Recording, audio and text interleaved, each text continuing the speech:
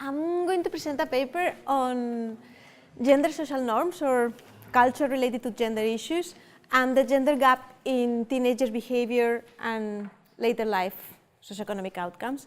And this is joint work with Nuria Rodriguez, who's at Queen's College in New York, and with Anastasia Terskaya, who's a PhD student in Alicante. He's a PhD student of mine, and she's really great.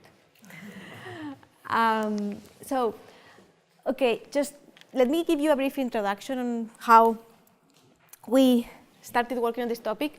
Okay, the first idea that we considered was this. Well, probably you are all aware. Esto ya no va. Bueno, okay. Okay, probably you are all aware of the fact that in recent decades, the daily activities and more generally the lives of men and women have become more similar in the US and also in much of the developed world. And gender gaps have decreased and sometimes even reversed in important outcomes such as those related to education. For example, girls already outperform boys in high school graduation in terms of years of schooling and college enrollment in the US. Also in terms of labor market, there has been an important degree of catching up. And if we try to think about the reasons for this convergence, okay, this is a very big question, so probably we would need 2 or 3 days of workshop to discuss this. But one of the there are probably many reasons for this, but one relevant explanation that has been highlighted in the literature is related to culture. So changes in culture or gender social norms have been one of the drivers of this convergence in activities and in outcomes by men and women. So there are some papers showing that gender social norms are an important determinant of adult women's labor force participation, fertility, divorce decisions, among others. And there is also another paper by Pope and Sidnor that shows that in states within the US where gender social norms are, let's say, more gender equal or less traditional, there is a smaller gender gap among top performers in subjects that are typically male-dominated, such as math, for example. Then there is also another strand of the literature in which they use cross-country cultural variation, and they show, I will get into some details later, but more or less the idea would be that less traditional social norms are also associated with a reduction in the math gender gap. So let's say that this paper here uses cross-state variation within the US, while these other papers here look basically at the same issue, this gender gap in maths, but they use cross-country variation in gender social norms.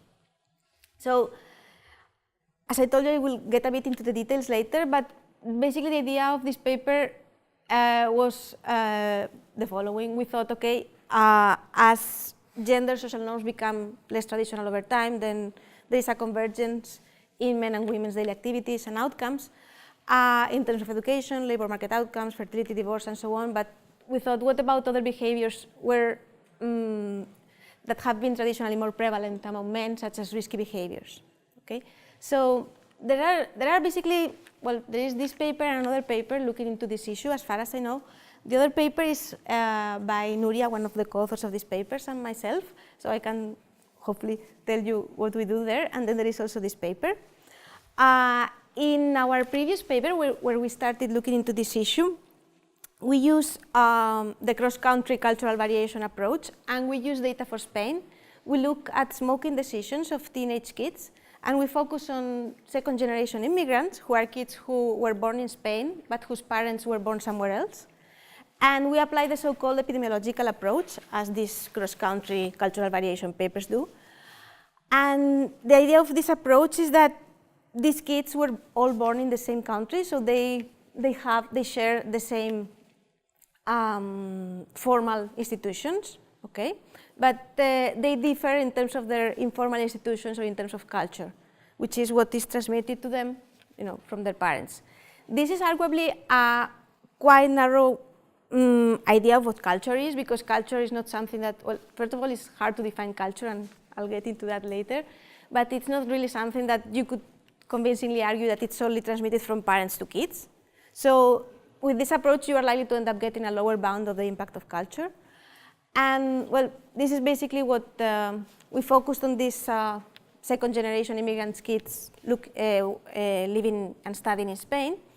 And we found that those among those who came from more gender equal countries of ancestry, the gender gap in smoking was smaller. Okay, so girls were more likely relative to boys when it came to smoking. Yeah?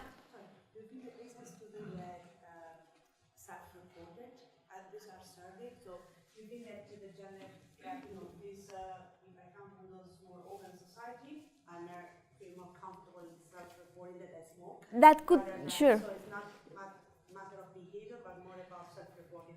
That could happen, yeah. That's one of the weaknesses of this other paper, that it's self-reported data, and the way the survey was conducted, as far as I know, was not particularly careful when it comes to these issues of misreporting because you are afraid or because of peer pressure and this kind of thing. So that's one potential issue, and the bias would go against us, because in that case, what would happen is, my reasonable guess, I don't know, but is that if that is a problem, when you come from more traditional societies, you are more likely to underreport smoking, okay? So yeah, that's one possible problem. I couldn't find any paper where they do address the degree of misreporting in this type of, the gender difference in the degree of misreporting depending on culture. What we do in this paper, I mean, the paper is not over, by the way, it's a bit preliminary.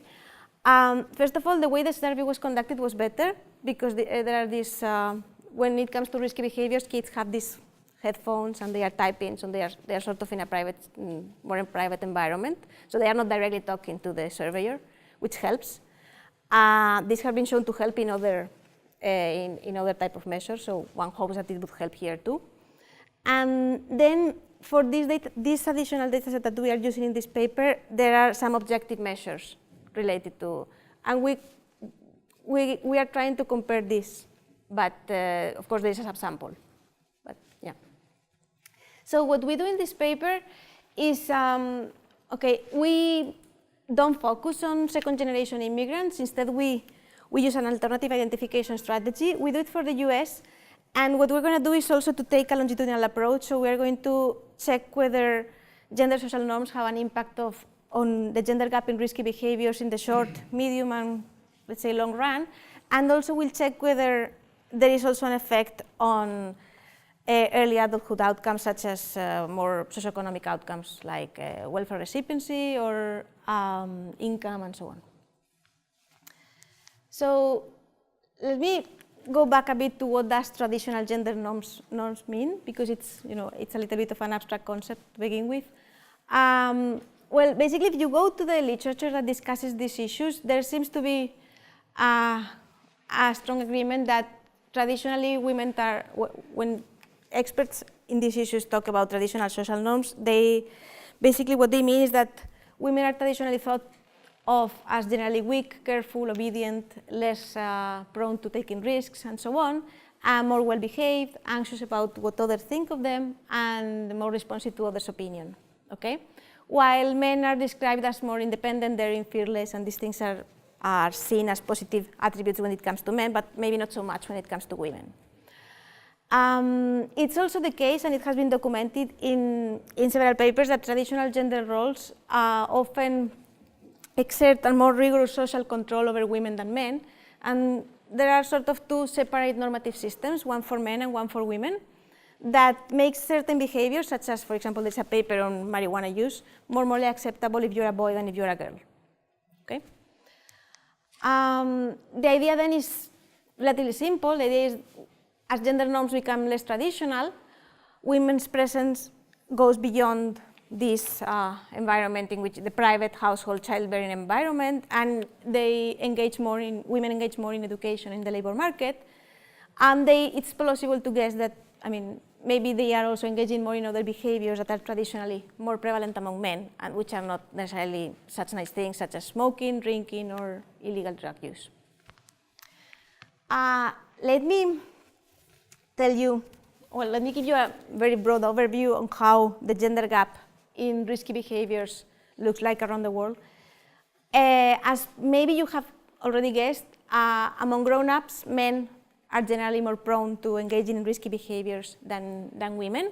However, this gap is getting smaller all around the world, and still, it's mostly there, okay? If instead we focus on teenagers, the gender gap is often still there. It is, however, considerably smaller, in particular in the US, which is the country for which we will be using data.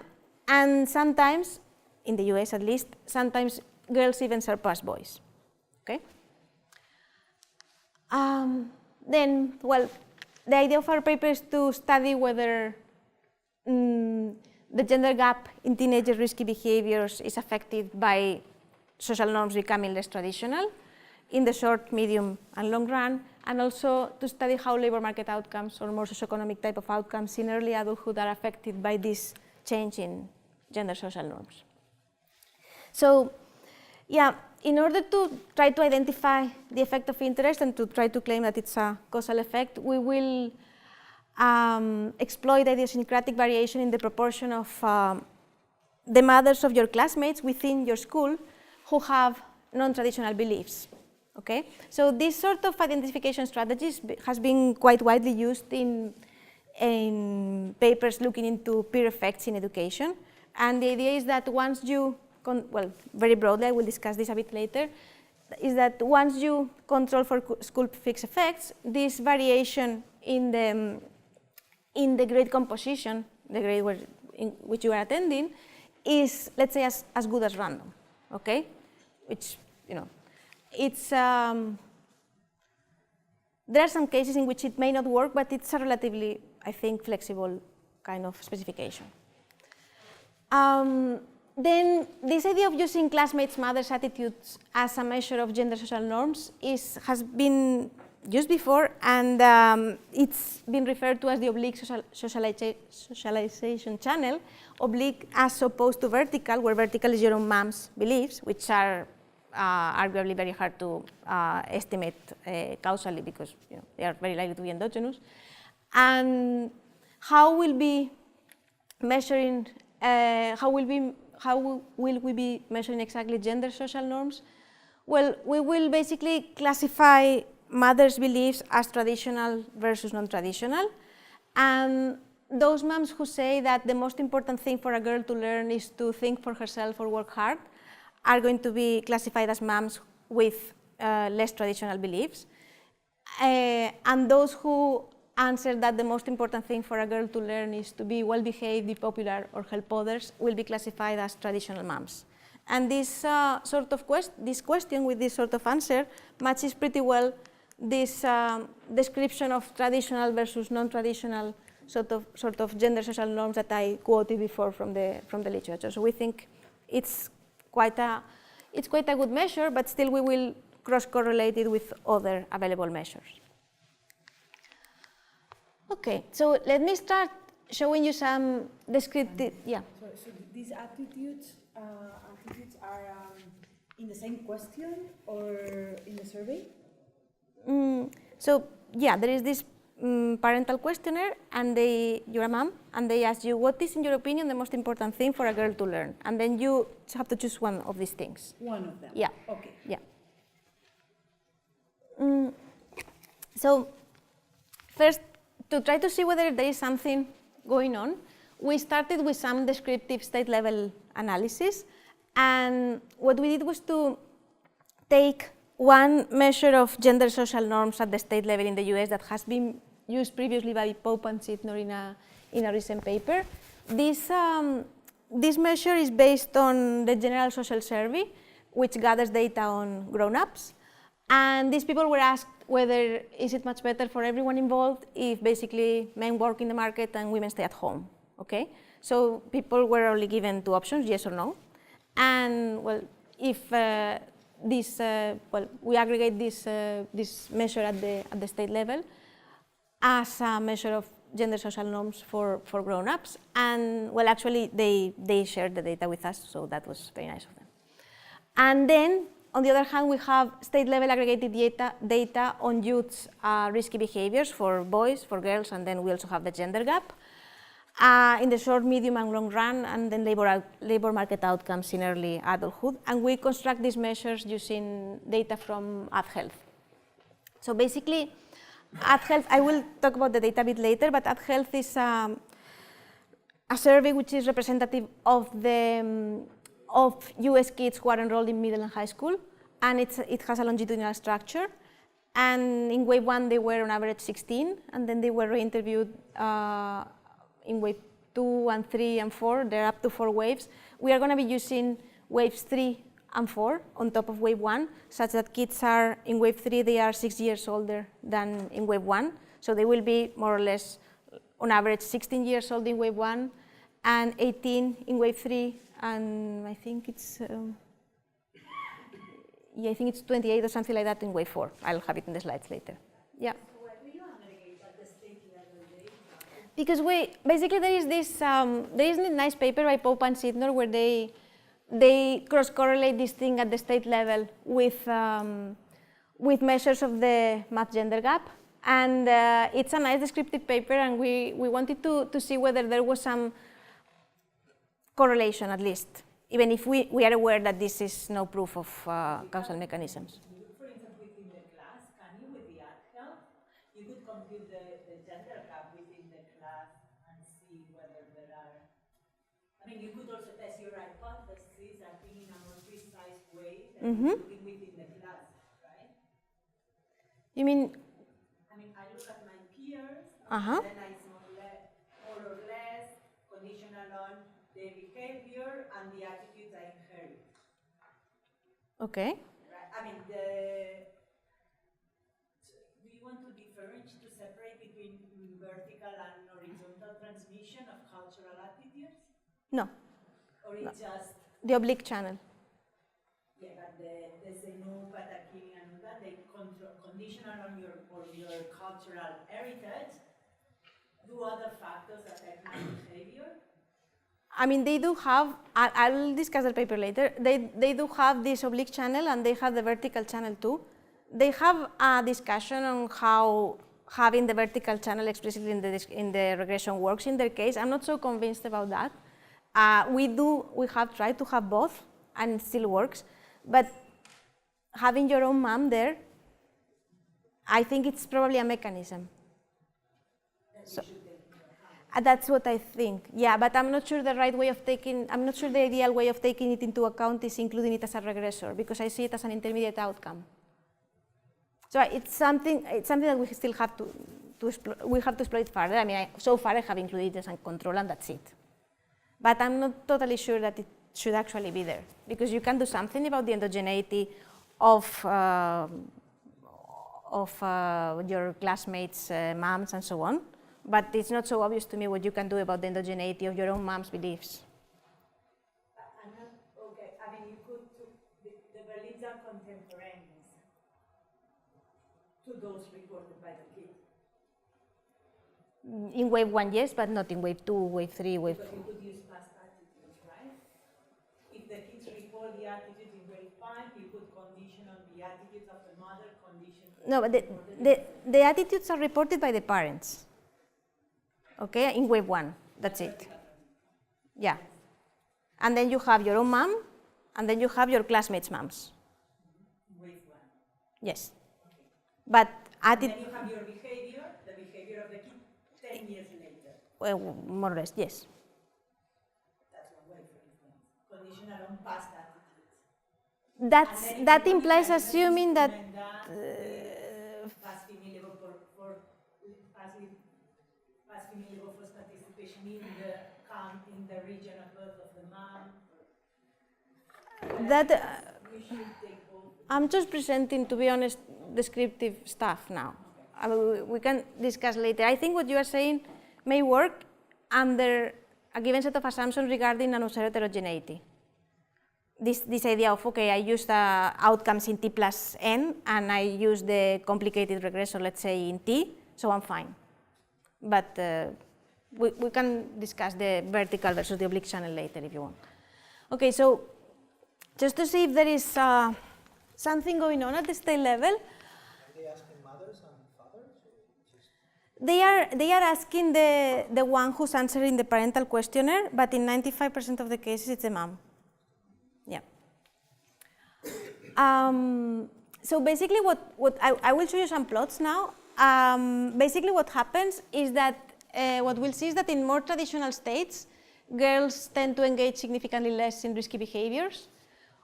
Then instead, when it comes to boys, the correlation is mostly non-significant, so there's a flat relationship there. And as a result, the gender gap in risky behaviors among youths is larger in more traditional states. And the same happens for income and welfare received in early adulthood. This is more or less the general pattern. Okay, there are exceptions.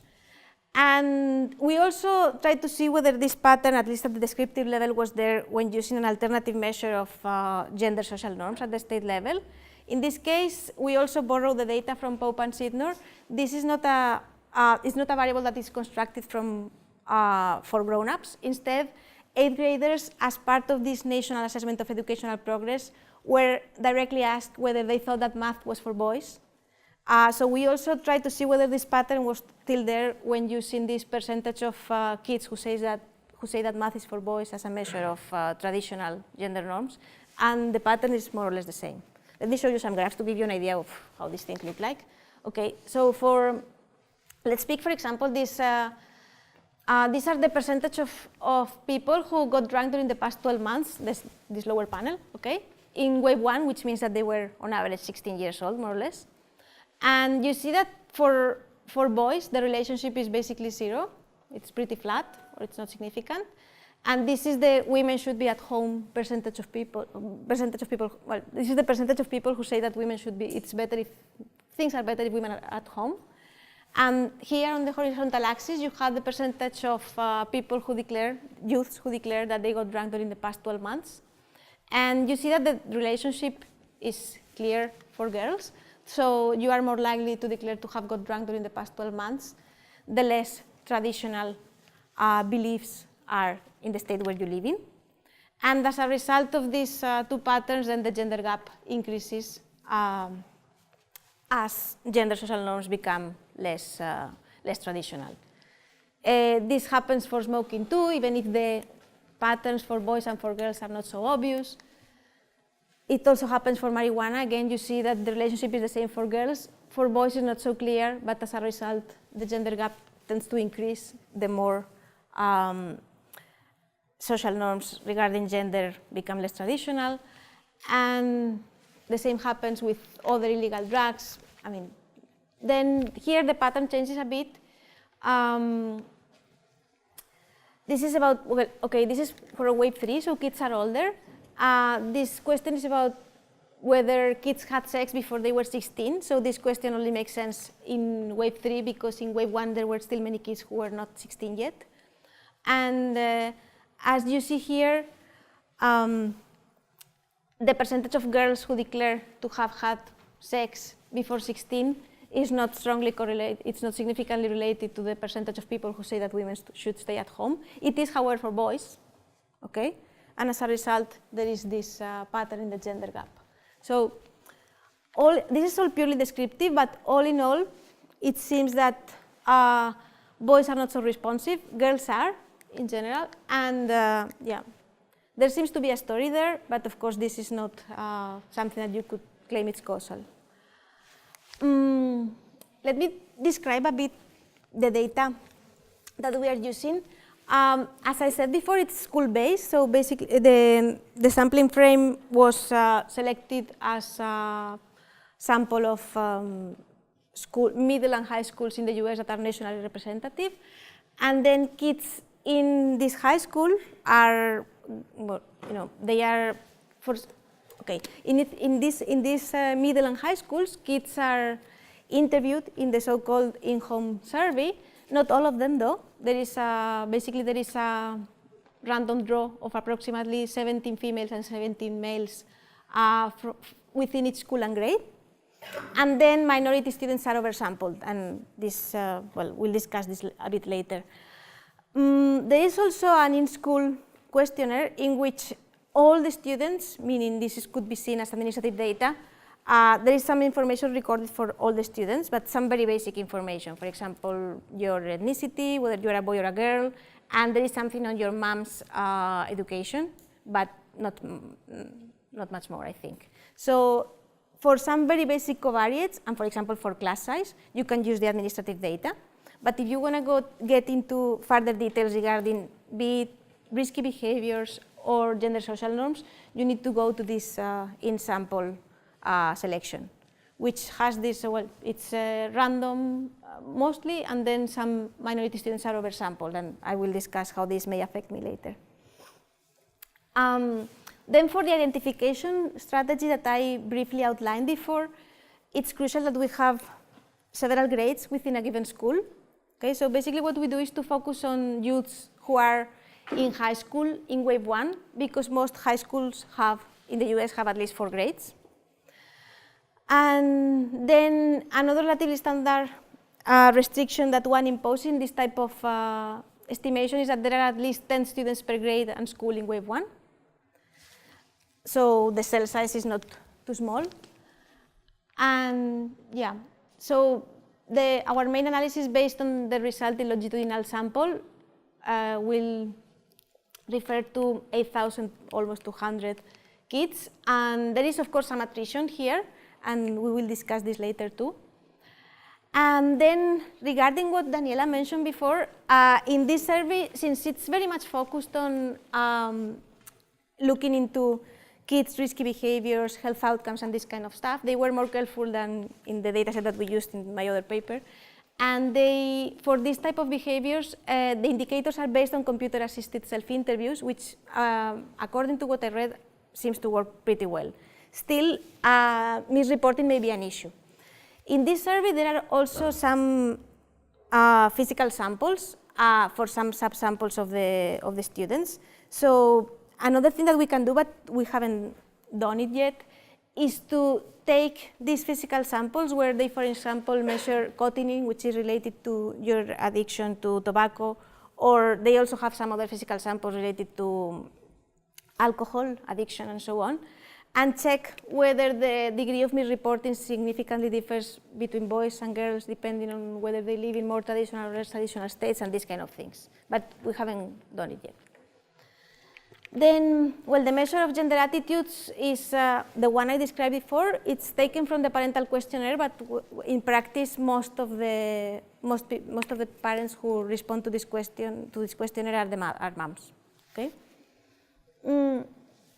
Then before going much further, we try to make sure that our measure of gender social norms is strongly correlated with other measures that are relatively well accepted in the literature. So we borrowed the measures used by Pope and Sidnor, which are pretty standard, and the correlations are strong and nice. This is the women should be at home index, and this is the math is for boys index, and this is our variable. Okay. The percentage of traditional mothers, meaning those who answer that the most important thing for a girl to learn is to be well behaved, be popular, or help others. Okay. So yeah, this jumped. Well, anyway, the identification, as I mentioned before, relies on this variation in grade composition to be as good as random. And this is the type of regression that we are going to estimate. This I is the student, G is the grade, S is the school, W is the wave, okay? So this is no longer working, so I may as well stop pointing. Okay, so this measure of gender social norms is the percentage of classmates' moms who have non-traditional gender beliefs in wave 1, that's why we put 1 here. Note that there is the I subscript here, it's not a typo. We have the I subscript there because even though most of our variation comes from differences across cohorts, when we calculated the percentage of non-traditional moms for each kid, we excluded this kid's own mother from the calculation. That's why there is still some degree of variation which is individual, and that's why we left the I subscript there. Then we have, of course, a female dummy, and then we have this interaction between the proportion of non-traditional moms and the female dummy. This beta 4 is our main coefficient of interest. This would be how non-traditional gender beliefs differentially affect boys and girls. This beta 2 is also interesting, and it's the impact of gender social norms for boys. Okay? Then we have a relatively rich set, but this is still preliminary, so it could probably improve, of characteristics for kids. We have, of course, grade fixed effect, school fixed effect. Maybe this is not the best notation ever. These are grade school specific trends. Okay, and the most obvious source of bias here is probably selection into schools. That you can just by including school fixed effects, you are fine. Then you may also be worried that there is some sort of dynamic selection into grades that drive in your results. That's why we think that having these school time trends is important too. So we keep those in our main specification. What else?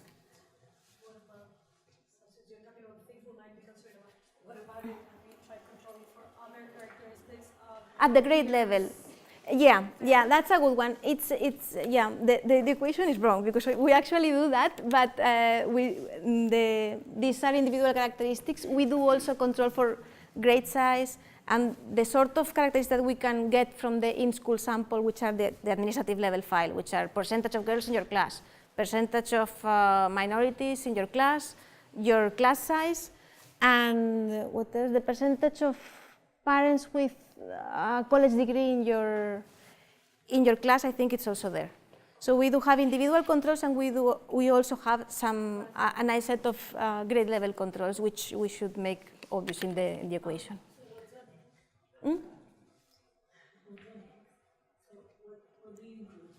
Where?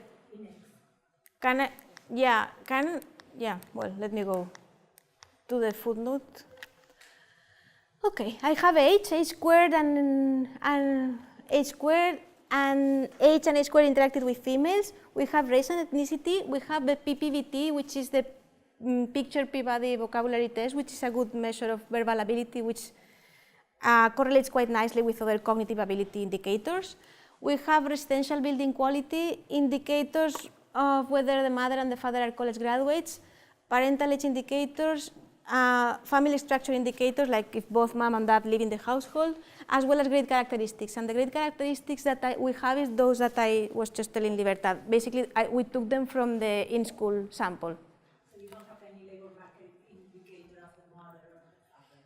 We, not as of now. We do have it in other results, and the main result still holds. We can discuss this now if. I'm not so sure that this should go in the main specification, but I'll come back to this. So to understand You want the table or the equation? The regression. The equation. Yeah. There you go. So the variation is coming from different grades of the same school. Yes. So you have the school fixed effects. Yes. Yes. Then for this sort of identification strategy to be used, let's say, successfully, you need two things to happen, at least. And this is common for us and other papers in the peers in education literature. Okay? So basically, first of all, you need this variation to be, let's say, large enough, because it may well be the case that it is too small. And there is really not a way of saying, as far as I know, there is no a way of saying ex ante, this is a large enough degree of variation or not. At the end of the day, you just have to give it a try. And if you are lucky enough to get some significant results, it's probably because variation was relatively high. But this is one issue. First, you need variation across cohorts within school. Otherwise, you are done. Okay? And the second thing that you need is you need to be reasonably convinced that this variation in grade composition is as good as random, which is another important thing. Okay? So let me come to these two things that we need to apply this identification strategy successfully. We will be doing this for different sets of outcomes in different points in time. Okay? So in this kind of setup, it's important to adjust p-values for multiple hypothesis testing, which is something that we recently did. And we will basically group outcomes into meaningful categories by waves and by type of outcome. We didn't do a lot of divisions. Basically, I have risky behaviors versus labor market later life outcomes. That's it. That's the division I did. Yeah. So let's discuss the validity of the identification strategy first. Okay, we do need variation across grades within school in maternal gender norms to begin with. And these are just some descriptive statistics on the degree of variation in this measure. As you see here, what happens with the within school standard deviation is that it decreases by 40% when we remove school and grade fixed effects, and by an additional 9% when the effects of school grade trends are removed too. Okay, so the reduction is not small, as you can see. It's crucial that we do have school fixed effects at least, so this is something we have to deal with. What does this mean in our paper and in other papers using this identification strategy? Well, this means that probably this is not such a good strategy if you want to be able to estimate the impact of big changes in cohort composition. Okay, this is going to be capturing relatively small changes of grade composition. So if you are thinking, for example, of taking a kid from a super conservative and traditional town in rural, Ohio, and bringing him to, some super modern place in LA, this is not the model for you. What about this claim that this variation across cohorts within school is as good as random? Okay, we follow a paper by Lavie and Schlosser in 2011, who used also this identification strategy and tried to provide some convincing evidence that this randomness may actually be happening by doing Monte Carlo simulations. Basically,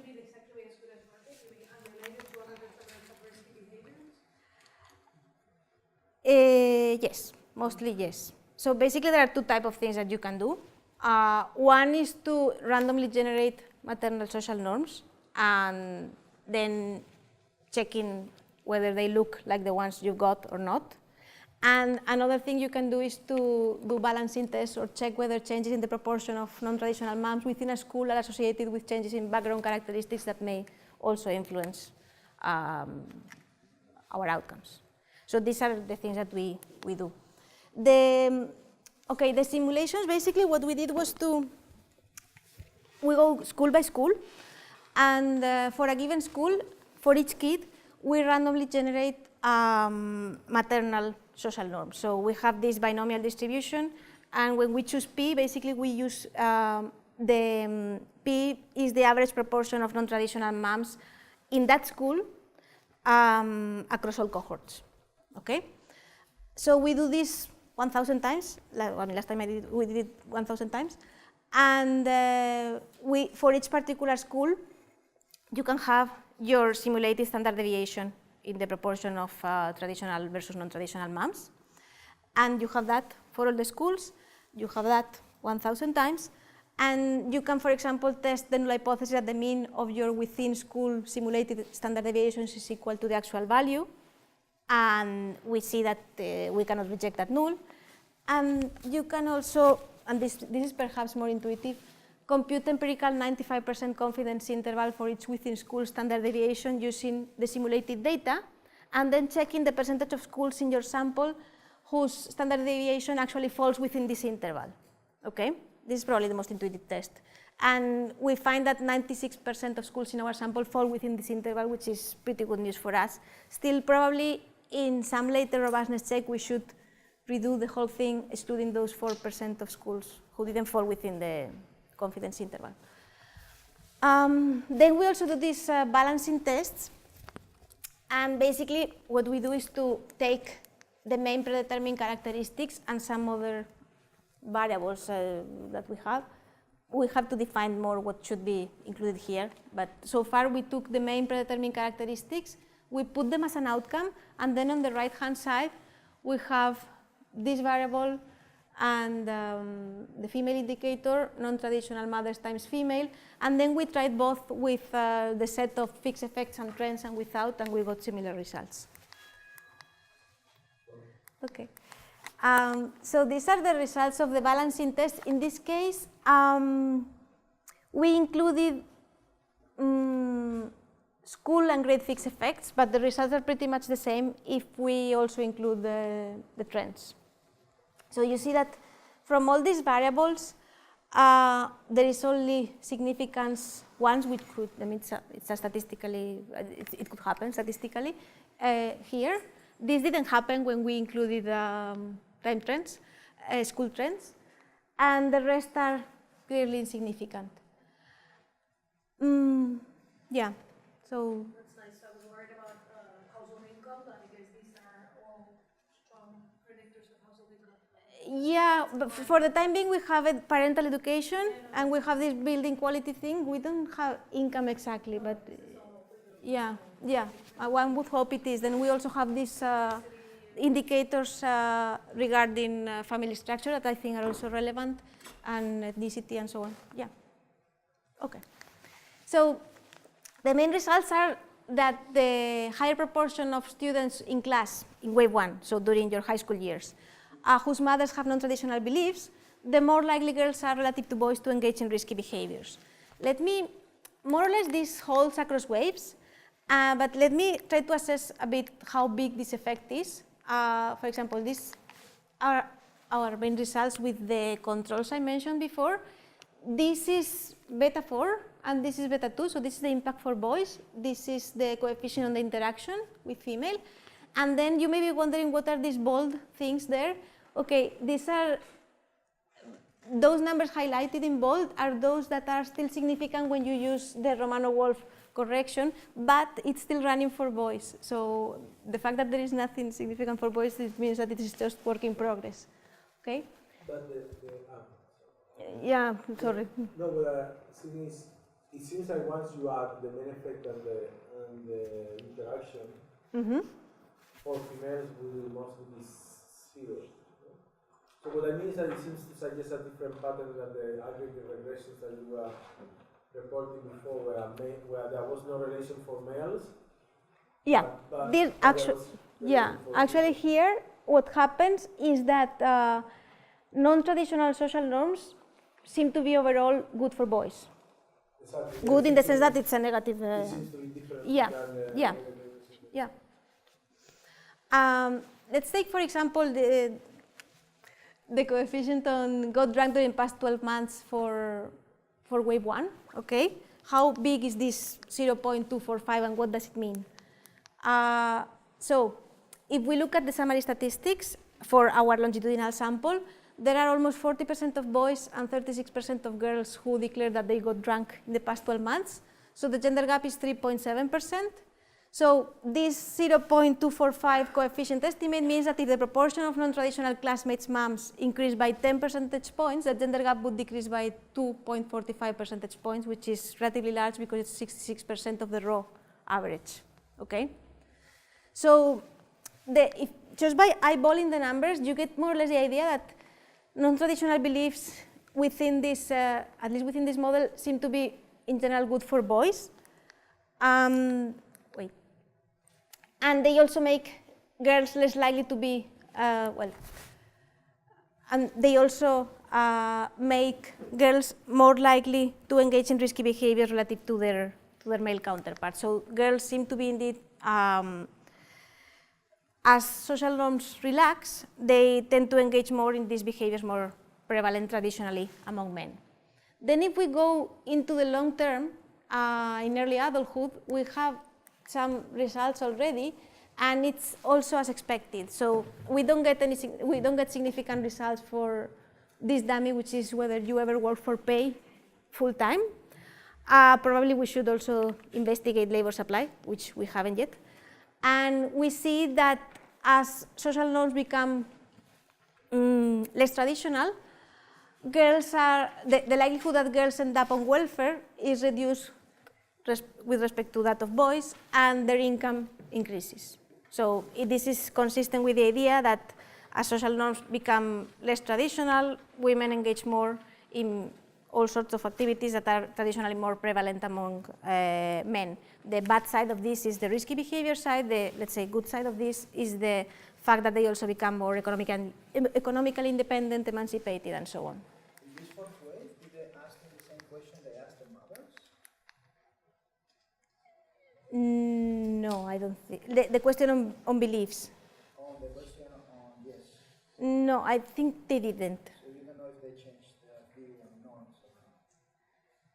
The kids. Yeah. I don't think there is a question for the kids on beliefs. I think it was asked to for sure it was asked to moms, well, parents, but in practice they were mostly moms in wave 1. But I should check whether kids are asked at some point about their gender beliefs, because I'm not sure. Not that I saw, but maybe the question is there in wave 4. So can you account for migration? Because they are the same individuals, no? So because this is wave 4 is some years after they study. Do you know? Yeah, well, there is the attrition issue, which may happen when. Because no, but I'm not thinking about international migration, but you know, if they change. Sure. Yeah. So if they internal migration. State, they internal. are not followed. They try, but there is quite some attrition.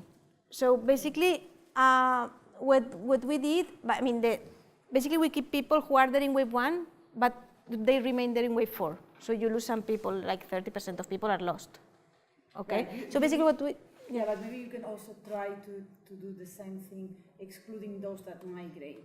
I mean, some of them will be in the attrition part, but maybe some of them you still have them, right? So maybe they started in one place, but then you don't know when they moved, because this is some years after that. And so they are also influenced by the social norms in the place where they live now. So, I mean, in the sense, if you exclude those, your effects should be kind of higher, I think. I mean, our guess is that the attrition is not systematically correlated with our variable of interest, because basically what we did was to regress our attrition dummy on a female dummy, the proportion of non-traditional moms and the interaction with the female dummies called fixed effects and grade fixed effects, and there was no significant effect. We still have to look into each particular covariate, whether they significantly differ across those who stay and those who leave, or who are lost, let's say.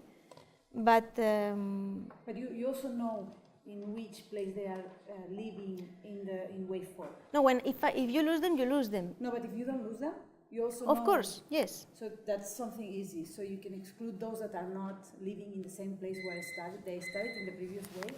Yeah. Oh my God. Yeah. Sorry. Yeah, we did some. Yeah. Yes. No, we can talk later. That was. I got scared now. Anyway, we did some robustness checks regarding attrition. Probably not enough, but we can talk later. We also tried with the epidemiological approach with this data set, and the overall conclusion is the same. And this could take I could spend half an hour explaining this, but if we focus on second generation immigrants and exploit the variation depending on their country of ancestry, we also find a similar pattern. Then we also dealt with the fact that minorities are oversampled in health. So we sort of repeated the analysis, excluding these kids who were oversampled, and it still holds. And probably there are still things that we should do, because this is work in progress. So yeah, thanks.